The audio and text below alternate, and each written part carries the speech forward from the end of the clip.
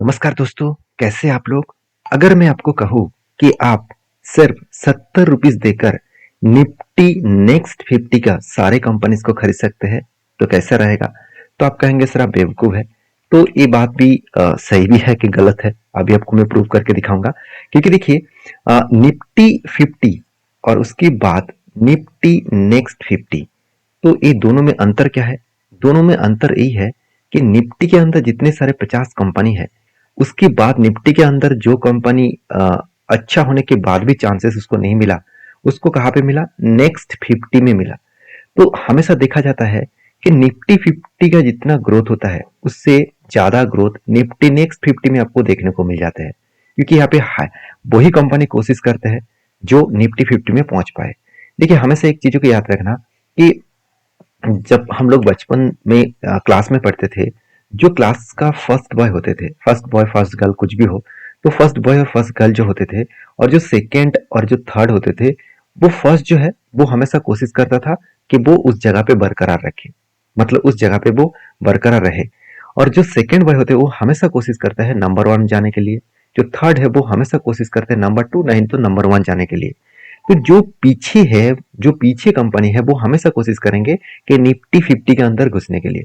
तो यहाँ पे तो निफ्टी 50 के बाद अगर किसी कंपनी में बहुत ज्यादा तेजी से ग्रोथ होने का पोटेंशियल होता है, वो है निफ्टी नेक्स्ट 50।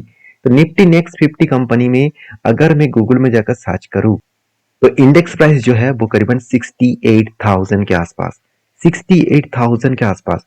तो आप कहेंगे सर सारे कंपनी मतलब निफ्टी के नेक्स्ट जो 50 कंपनी है उसमें कुल मिलाकर जो इसका इंडेक्स प्राइस है वो 68,000 है।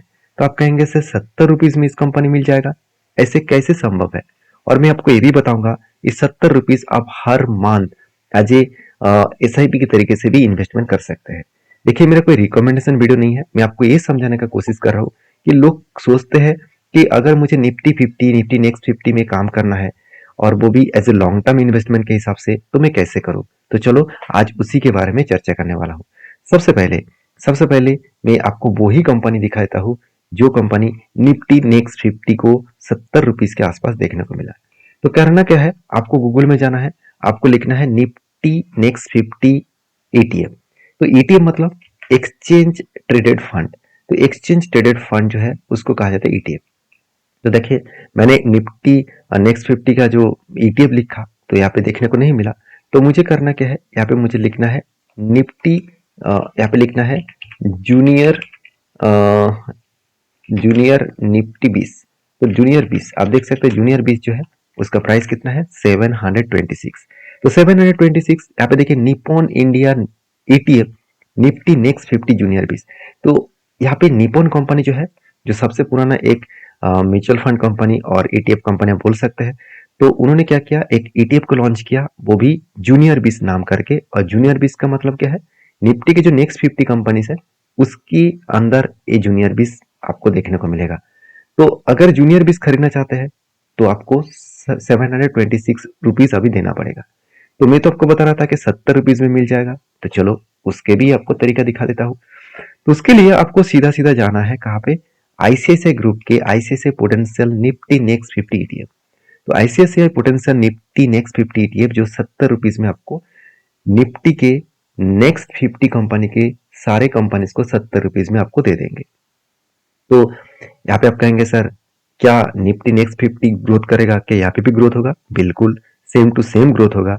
अगर वो 10% जाएंगे तो ये भी 10% ही जाने वाले हैं, ऑलमोस्ट 10% जाने वाले हैं।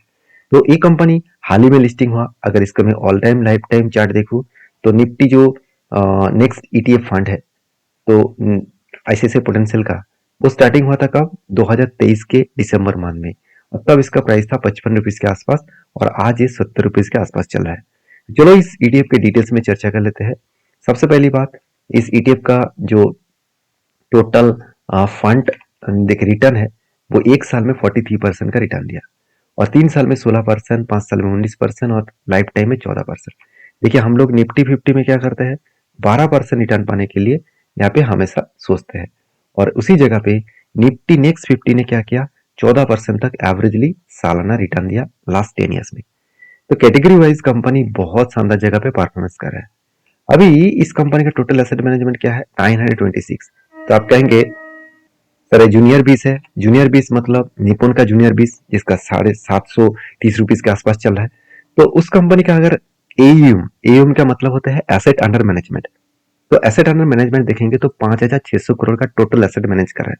और उस जगह पे आईसीआईसीआई प्रूडेंशियल का निफ्टी नेक्स्ट 50 का जो एटीएफ है वो सिर्फ 926 करोड़ है, क्योंकि ये कंपनी अभी भी 1 साल हुआ नहीं है। 1 साल हुआ नहीं, फिर भी 926 करोड़ तक खुद का एम को लेके गया है। तो सोचिए कितना गुरुत्वपूर्ण ग्रोथ यहाँ पे लेके जाने वाला है। अभी तक इस कंपनी का एक्सपेंस रेशियो क्या है, मतलब इस ईटीएफ को आप खरीदारी करेंगे, जब माल बेचेंगे आपको 10% इंटरेस्ट, मतलब सॉरी 10% आपको एक्सपेंस देना पड़ेगा। आपके टोटल इन्वेस्टमेंट के ऊपर 10% आपको देना होगा। तो यहाँ पे देख सकते हैं जो इसका मतलब जो कंपनी के ऊपर निवेश किया गया है, अगर आपको सर्च करना है गूगल में तो आप इस नाम से सर्च कर सकते हैं। और ये फंड जो है 2018 से स्टार्ट हुआ, डेटा यहाँ पे 2023 से दिख रहा है। तो बहुत पुराना फंड भी है, मतलब उतना ज्यादा नया भी नहीं है।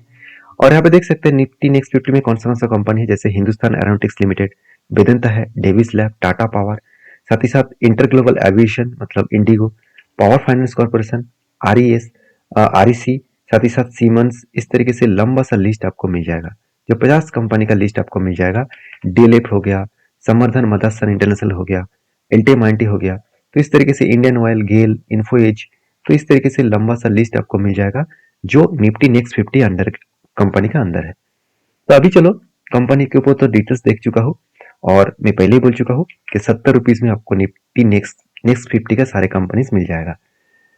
अभी इसको आप जीरोधा में किस तरीके से ऐड करेंगे और किस तरीके से उसको बाई सेल करेंगे, तो उसके लिए मैंने खुद का जीरोधा का जो टर्मिनल है वहां पे ओपन कर लिया। तो आपको यहाँ पे सर्च करना है निफ्टी, यहाँ पे सर्च आपको एक्चुअली करना है Nifty next, sorry actually search करना है नेक्स्ट 50 ईटीएफ। तो यहाँ पे लिखना नेक्स्ट 50 ईटीएफ। देखिए मैंने पहले से ही ऐड करके रखा हूँ, इसको आपको ऐड कर लेना है। आपको यहाँ पे प्राइस भी दिख जाएगा, यहाँ पे आपको प्राइस भी दिख रहा है। तो मैं थोड़ा सा इसको ओपन कर लेता हूँ चार्ट को, और मैं यहाँ पे फुल स्क्रीन कर लेता हूँ।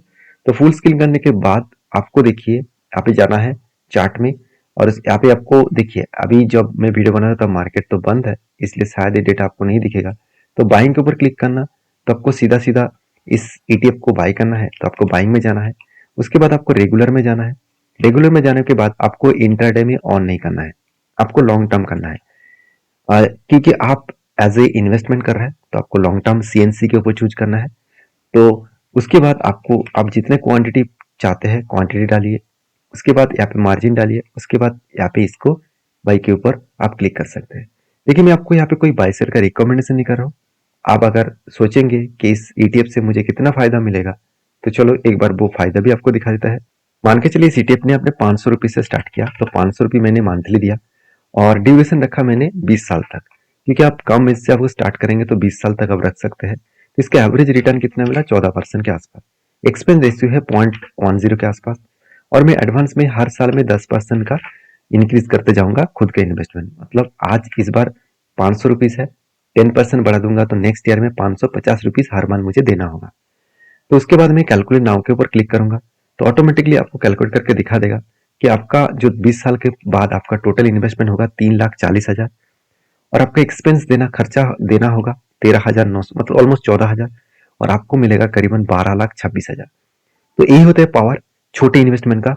और यही आप इन्वेस्टमेंट अगर बढ़ा देंगे, आप कहेंगे सर मैं 5,000 रुपया तक इस कंपनी के ऊपर निवेश कर सकता हूँ, तो पासा ही कुछ पलट हो जाएगा, करीबन आप 1 करोड़ का मालिक हो जाएंगे लास्ट 20 ईयर्स में।